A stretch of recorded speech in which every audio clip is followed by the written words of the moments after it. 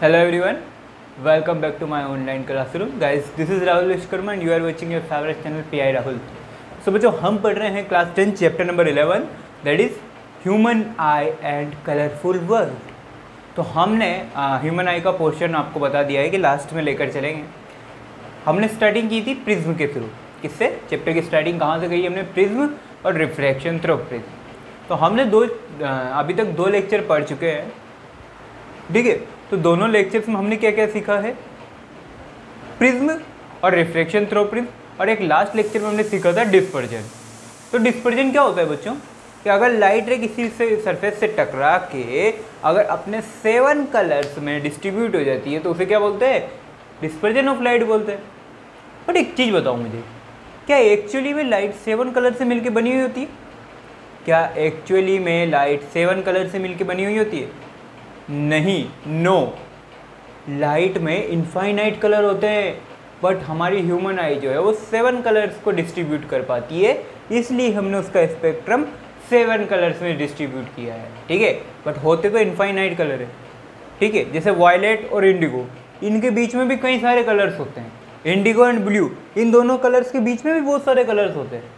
फिर ब्लू से जब ग्रीन आता है तो इनके बीच में भी बहुत सारे कलर्स होते हैं। तो इसलिए स्पेक्ट्रम में इनफाइनाइट कलर होते हैं, बट आप जो है मेनली डिवाइड किसमें? 7 कलर्स में डिस्ट्रीब्यूट कर पाते हो, इसलिए आपका स्पेक्ट्रम विबग्योर जो है वो 7 कलर का होता है, ठीक है। बट उस 7 कलर के स्पेक्ट्रम में बहुत सारे इनफाइनाइट कलर्स होते हैं। तो खैर लीव इट।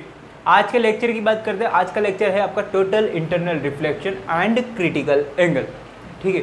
तो बच्चों मैं आपको बता देता हूँ कि क्रिटिकल एंगल और टोटल इंटरनल रिफ्लेक्शन आपकी एनसीईआरटी में नहीं है, बट इसकी एप्लीकेशन ज़रूर है, ठीक है। तो स्टडी करते हैं critical angle and total internal reflection. So guys बात करते हैं।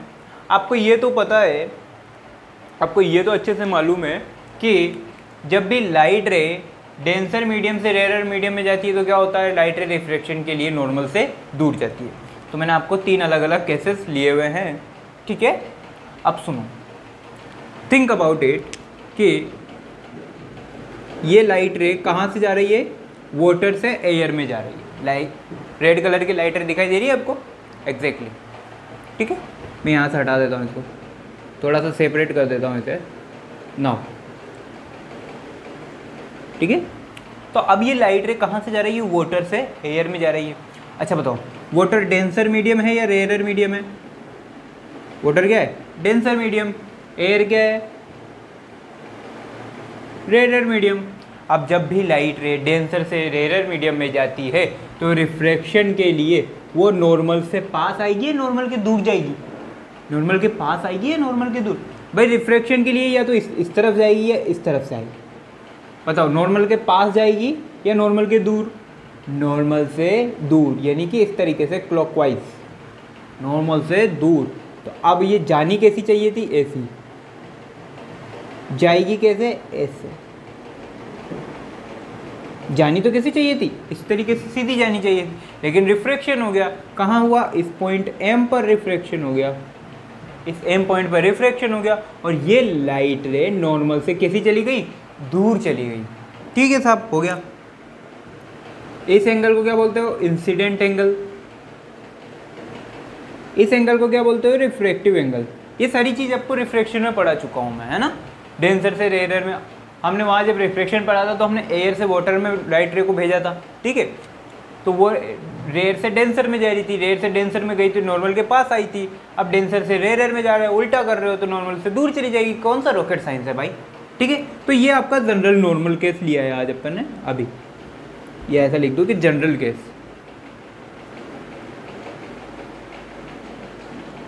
Clear?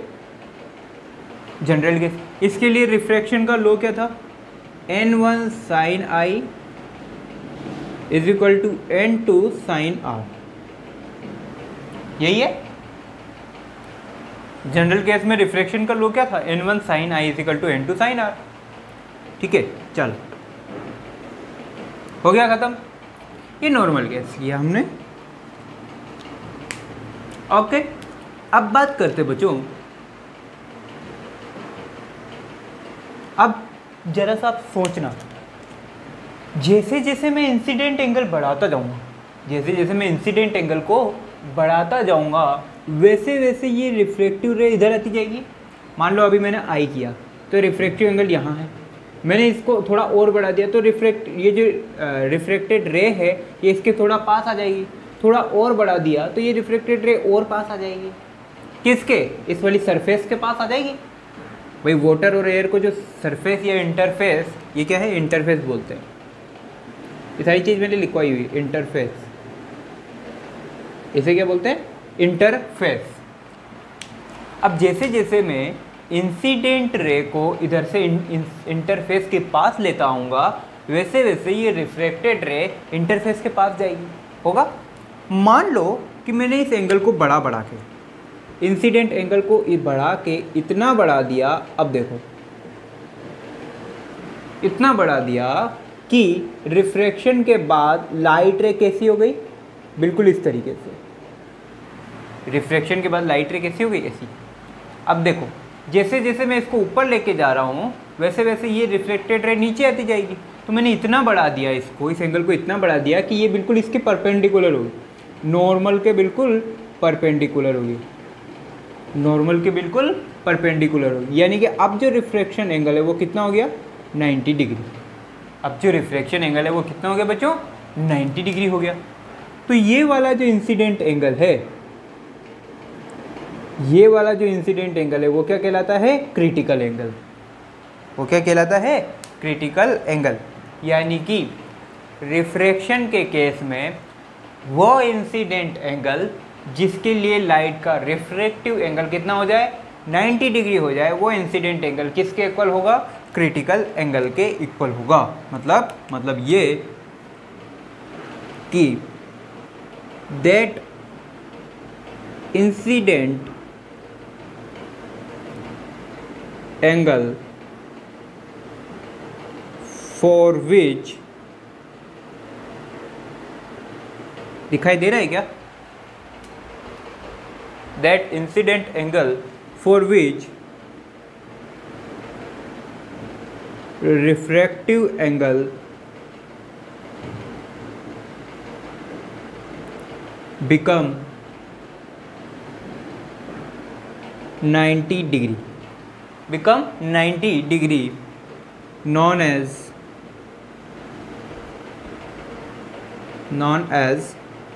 critical angle, known as critical angle। ठीक है, तो अब इसके लिए वो लगा दो स्नेल्स लॉ। मान लो इसका रिफ्रैक्टिव इंडेक्स n2, इसका रिफ्रैक्टिव इंडेक्स n1 माना, देखा हुआ पहले से ही। तो n2 साइन थीटा सी, इंसिडेंट एंगल की जगह क्या लिखोगे? थीटा सी। थीटा सी का मतलब होता है क्रिटिकल एंगल। ठीक है, n1 इसका refractive index sine R, sine R, R की वैल्यू कितनी आई? 90 डिग्री। ये साइन 90 क्या होता है बेटा? आप ट्रिग्नोमेट्री में पढ़ोगे, साइन 90 की वैल्यू होती है 1। क्या होती है? 1। तो आप इसको ऐसा लिख सकते हो, n2 sine theta C is equal to n1। दिखाई तो दे रहा है ना? दिखाई दे रहा है, वेरी गुड। और लिख सकते हो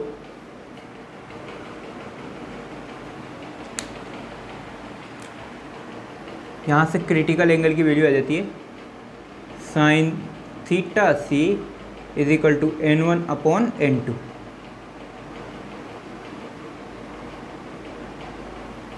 वैसे आपसे इतना कुछ पूछा नहीं जाएगा, बट फिर भी आप ध्यान रखें, ठीक है, ताकि आपके एग्जाम में काम आए।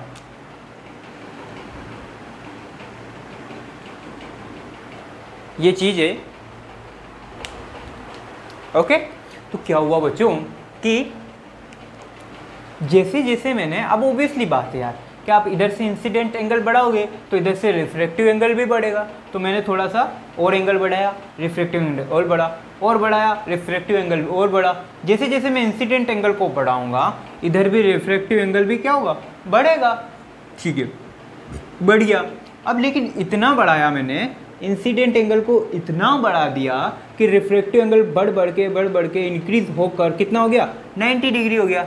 तो जब एग्जैक्ट वो पॉइंट, एग्जैक्ट वो एंगल, एग्जैक्ट वो इंसिडेंट एंगल जहाँ पर रिफ्रैक्टिव एंगल कितना हो जाए? 90 डिग्री हो जाए, या ऐसा भी बोल सकते हो जहाँ पे रिफ्रेक्टेड रे नॉर्मल के परपेंडिकुलर हो जाए। यहाँ पे एक लाइन और लिख सकते हो आप चाहो तो, कि रिफ्रेक्टेड रे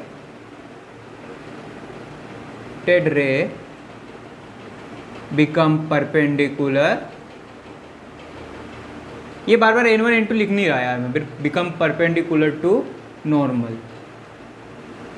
ये नॉर्मल है आपका, इसके बिल्कुल परपेंडिकुलर होगी। ये रिफ्लेक्टेड रे, रेड कलर वाली जो क्या है रिफ्लेक्टेड रे, और ये नॉर्मल के बिल्कुल क्या होगी परपेंडिकुलर होगी। तो या तो वो ये केस कर दो या फिर ये केस कर दो। तो क्रिटिकल केस में दो बातें ध्यान देनी है क्या, कि एक तो क्रिटिकल एंगल के केस में हमेशा जो रिफ्लेक्टेड रे है वो नॉर्मल के परपेंडिकुलर हो जाती है, यानी कि इंसिडेंट एंगल की वो वैल्यू जहाँ पे रिफ्लेक्टेड एंगल कितना हो जाए 90 डिग्री हो जाए, वो वैल्यू क्या होगी क्रिटिकल एंगल होगी। खत्म, ये क्रिटिकल एंगल की डेफिनेशन। ठीक है, अब बात करते हैं थोड़ी सी और। ठीक है सर, अब भी मैंने क्या किया, आपने बोला कि इंसिडेंट एंगल को बढ़ाएगा तो रिफ्लेक्टिव एंगल भी बढ़ेगा। ठीक है, मैंने बढ़ाया इतना बढ़ा दिया कि अभी ये जो रिफ्लेक्टेड रे बिल्कुल ये इसके जैसी मेरी इंटरफेस है उसके साथ में हो गई, यानी कि इन दोनों के बीच में एंगल 90 डिग्री हुई। अच्छा सर, अब और बढ़ा दूं मैं तो अब क्या करता हूँ, इंसिडेंट एंगल की वैल्यू इस क्रिटिकल एंगल से भी और ज़्यादा कर देता हूँ। मान लो कि इंसिडेंट एंगल की वैल्यू कितनी है 60 डिग्री, तो रिफ्लेक्टिव एंगल कितना आ गया 90 डिग्री आ गया। सपोज करना कि ये 30 डिग्री था, ये 40 डिग्री, ये 40 डिग्री हुआ, ये 60 डिग्री, ये 60 डिग्री होते ही और ये कितना हो गया 90 डिग्री। तो क्रिटिकल एंगल की वैल्यू कितनी आ गई 60 डिग्री। ठीक है, अब मैंने मान लो क्रिटिकल एंगल को और बढ़ा दिया, इंसिडेंट रे को और बढ़ा दिया, तो क्या रिफ्लेक्टिव एंगल बढ़ेगा? एग्जैक्टली रिफ्लेक्टिव एंगल बढ़ेगा। और अब कुछ ऐसा होगा बच्चों, मान लो मैंने इंसिडेंट एंगल को बढ़ा दिया, इंसिडेंट एंगल को और बढ़ाया, कहाँ से? Incident angle is greater than theta C. Critical angle जो था उससे भी और ज़्यादा बढ़ा दिया, यानी कि यहाँ पे बढ़ाया तो रिफ्लेक्टेड रे कैसी हो रही है 90 डिग्री पे, मैंने और बढ़ा दिया इसको, और बढ़ाया तो क्या हुआ रिफ्लेक्टेड एंगल और बढ़ जाएगा। तो क्या होगा रिफ्लेक्टेड एंगल और बढ़ जाएगा। ये देखो, पहले यहाँ तक आ रहा था, अब थोड़ा और मैंने रिफ्लेक्टेड एंगल बढ़ा दिया। क्लियर है? अब एक चीज़ देखना, देखो यार एक चीज़ देखो, इस मीडियम से लाइट रे गई, इंटरफेस पे टकराई और नॉर्मल से टकराने के बाद में वापस उसी मीडियम में लौट के आ गई। इसे तो रिफ्लेक्शन बोलते हैं ना। रिफ्लेक्शन में क्या होता है कि जब लाइट रे जिस मीडियम से आए टकराए वापस उसी मीडियम में लौट जाए, रिफ्लेक्शन। तो देखो इसमें वही हो रहा है, वाटर से आई, टकराई और टकरा के वापस वाटर में आ गई, तो ये तो रिफ्लेक्शन भी हुआ। सर लेकिन हमने तो रिफ्रैक्शन करवा रहे थे, ये रिफ्लेक्शन कहाँ से आ गया? तो ये इसे बोलते हैं टोटल इंटरनल रिफ्लेक्शन, इसे बोलते हैं टोटल इंटरनल रिफ्लेक्शन, इस केस को बोलते हैं स्पेशल। तो when incident angle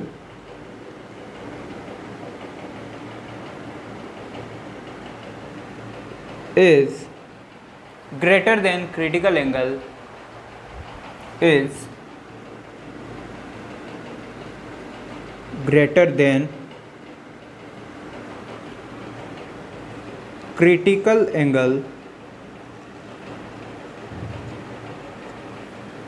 then the light ray, कौन सी? Refracted light ray, then refracted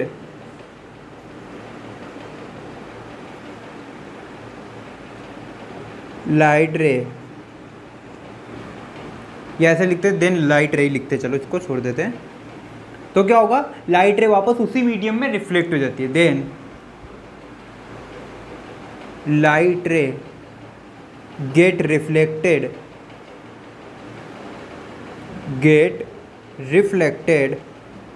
eight same medium.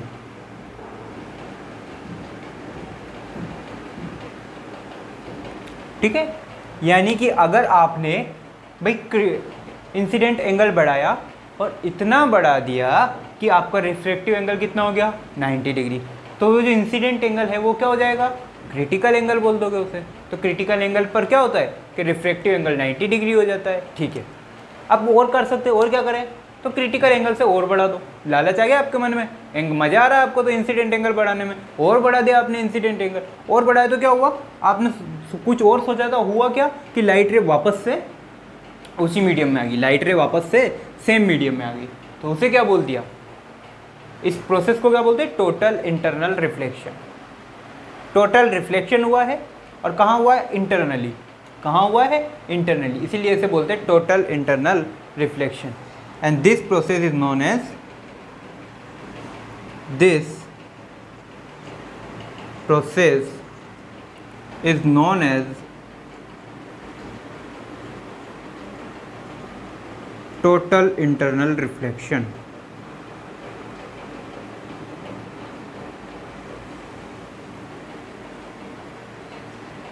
Total reflection, total internal reflection, short में बोलते हैं बेटा TIR। अच्छा, टोटल इंटरनल रिफ्लेक्शन के लिए सबसे इंपॉर्टेंट कंडीशन क्या है, इंपॉर्टेंट कंडीशन ये है कि आपका जो इंसिडेंट एंगल है वो आपका क्रिटिकल एंगल से बड़ा होना चाहिए। क्रिटिकल एंगल से बड़ा होने का मतलब कि क्रिटिकल एंगल पर तो क्या हो रहा है कि लाइट रे इंटरफेस के साथ में जाएगी, रिफ्लेक्ट होगी, और जैसे ही क्रिटिकल एंगल से वैल्यू बढ़ाओगे लाइट रे वापस इसी मीडियम में आने लग जाएगी। तो ये होता है टोटल इंटरनल रिफ्लेक्शन। यानी कि आप वाटर में हो और वाटर से वापस लाइट रे आपने भेजी, और आपको वापस लाइट रे कहाँ चाहिए, आपके वापस उसी मीडियम में लाइट रे चाहिए। लाइट रे वाटर से सेंड करी और वापस उसी मीडियम में चाहिए, तो आपको क्या करना पड़ेगा, उसके लिए आपको उस लाइट रे को क्रिटिकल एंगल से ज़्यादा एंगल पर इंसिडेंट करवाना पड़ेगा। तो ये होता है बेटा total internal reflection. This is case for total internal reflection. ये आपकी NCERT में नहीं है तो आपको यहाँ सेपरेटली पढ़ना पड़ रहा है। अच्छा बच्चों, रिफ्लेक्शन में क्या होता है, सर इंसिडेंट एंगल और रिफ्रैक्टिव एंगल दोनों, रिफ्लेक्शन एंगल दोनों बराबर होते हैं। तो देखो ये इधर का इंसिडेंट एंगल और इधर का ये भी क्या होगा, रिफ्रैक्टिव एंगल, तो ये दोनों एंगल आपस में क्या होंगे, बराबर होंगे। ठीक है, चलो ये है आपका टोटल इंटरनल रिफ्लेक्शन और क्रिटिकल एंगल। आप चाहे कॉपी कर सकते हैं, कॉपी कीजिए इसे वीडियो पॉज करके।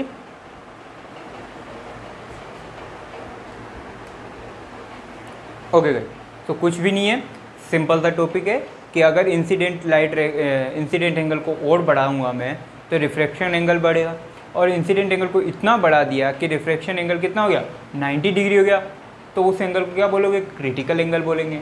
अब मान लो क्रिटिकल एंगल से और बढ़ा दिया तो क्या होगा, लाइट रे वापस कहाँ चली जाएगी, उसी मीडियम में चली जाएगी। अभी किसी को ज़्यादा परेशान करोगे तो वो क्या करेगा, वहीं चला जाएगा जहाँ से आया था।